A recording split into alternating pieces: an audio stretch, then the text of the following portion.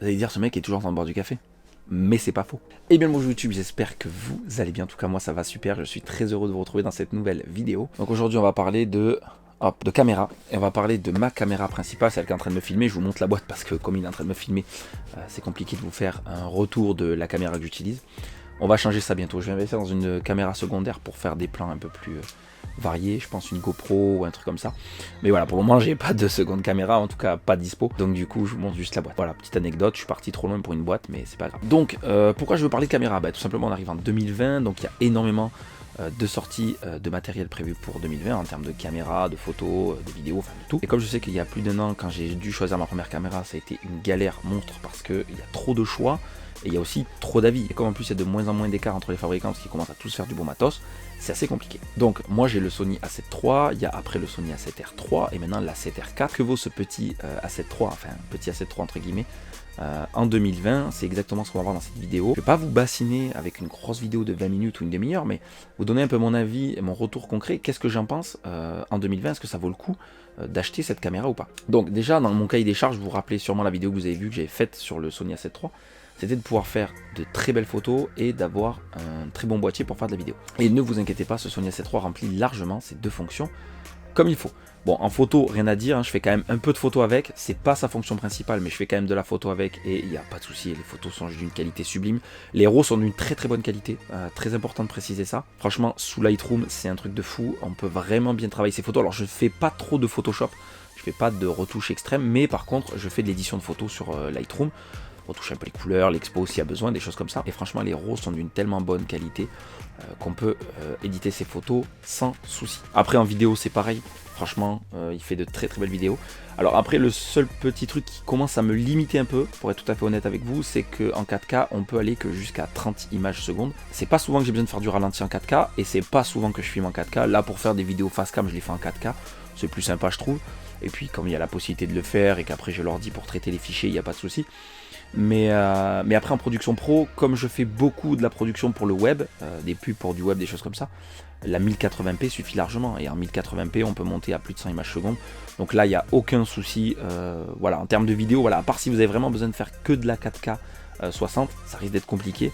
Mais au jour d'aujourd'hui, la 4K 60, c'est pas la norme le plus utilisée dans l'univers de la vidéo quand même, en tout cas selon ce que vous faites en termes de production.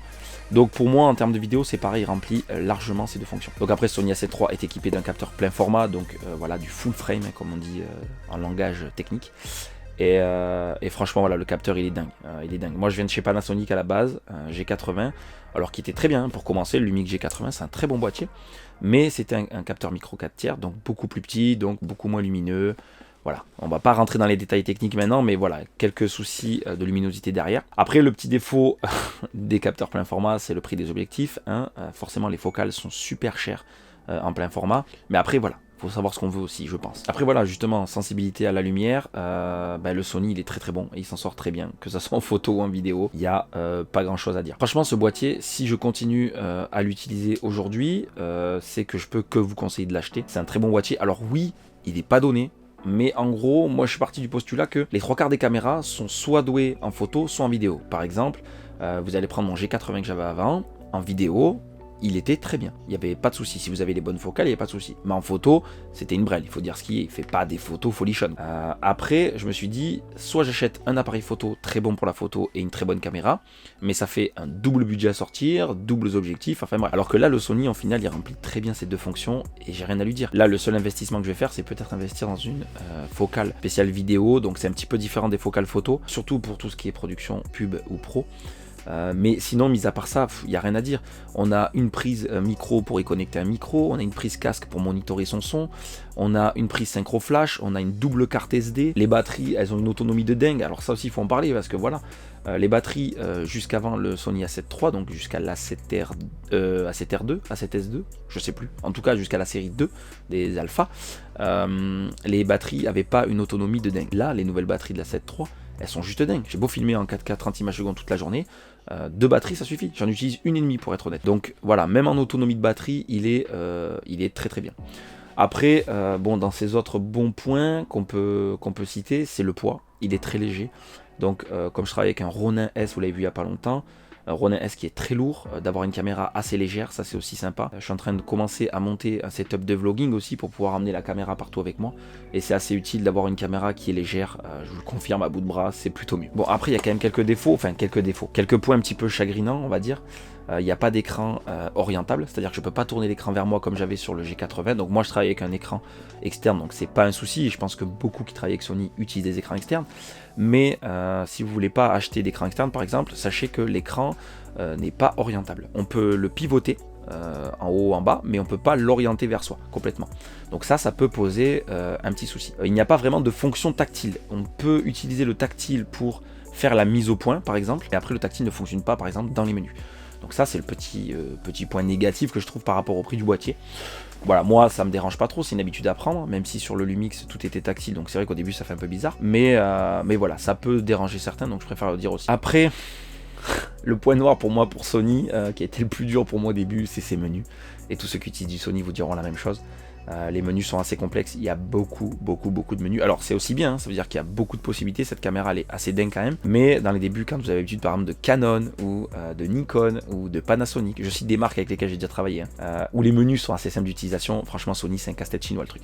Donc je préfère vous le dire quand même, soyez pas surpris au début, les menus sont un petit peu compliqués au début. Et franchement on s'est fait vite, et surtout qu'en plus vous avez des menus paramétrables, donc vous pouvez refaire des petits menus à vous. Et moi c'est ce que j'ai fait mes propres menus où j'ai mis toutes les fonctions que je voulais principales. Puis après vous avez les boutons qu'on peut programmer aussi sur la cam, hein, C1, C2, C3, C4 et C5, ou C4, je sais plus. Enfin bref, donc moi après j'ai mis toutes les fonctions que j'ai vraiment besoin assez souvent sur ces boutons, comme ça me permet d'aller plus vite quand je suis en train de filmer avec. C'est les quelques petits points négatifs, hein, il faut bien citer des points négatifs malheureusement. Et si, il y a un dernier petit point négatif qui peut sembler être un détail pour certains, mais pour moi je trouve ça un peu dommage aussi par rapport au prix de la cam, mais je pense que c'est aussi dû à son ergonomie qui est assez compacte, c'est qu'on n'a pas une vraie prise HDMI, on a une prise mini HDMI. Voilà, c'était juste le petit point négatif supplémentaire. Après, au-delà de ça, ça fait 6 mois, 7 mois que j'utilise le Sony. Je changerai pas de caméra pour rien au monde. Ou alors je changerai mais pour une vraie caméra, une Blackmagic ou une grosse caméra de production. Mais sinon je passerai pas sur autre chose. Après voilà, comme j'ai dit, la 4K60 commence à me manquer sur certaines prods, donc ça sera à réfléchir courant 2020, mais je peux que vous conseiller ce Sony A7 III. Voilà, que dire de plus? Si, l'autofocus aussi, moi j'utilise jamais, mais pour ceux qui veulent un bon autofocus, il y a un très bon autofocus avec du tracking, franchement il y a rien à dire. L'autofocus il est assez dingue. Puis voilà, hein, il a une très belle plage dynamique aussi. Dans tous les cas, à chaque fois que je fais une presta avec ce boîtier, que ce soit en photo ou en vidéo, les gens hallucinent. Donc voilà, foncez si vous devez vous payer une bonne caméra. Il n'est pas donné, mais foncez. Donc après, sinon, qu'est-ce que je peux dire d'autre? Oui, aussi, ça c'est le chargeur externe. Vous sortez votre batterie, vous la mettez dessus en charge. Il n'est pas fourni de base. Je sais que tous les fabricants le fournissent, mais Sony ne le fournit pas. Je sais plus combien je l'ai payé, mais moi je l'ai acheté parce que je trouvais ça pratique. Sony vous fournit un chargeur, un adaptateur qui se branche en USB pour recharger votre batterie en la laissant dans le boîtier. Alors, ce chargeur est très pratique quand on est à l'extérieur en presta, quand on veut continuer à filmer et recharger son boîtier. Mais pour aller plus vite, un chargeur externe c'est quand même utile. Donc voilà, je préfère préciser, ne soyez pas surpris quand vous allez déballer votre Sony A7 III.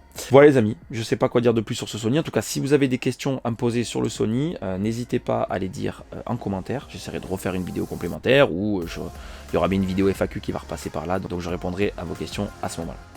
Voilà les amis, si la vidéo vous a plu comme d'habitude, hein, le gros pouce bleu, ça fait toujours plaisir et puis ça va avancer la chaîne. N'hésitez pas à vous abonner non plus, sans oublier de cliquer sur la petite cloche des notifications.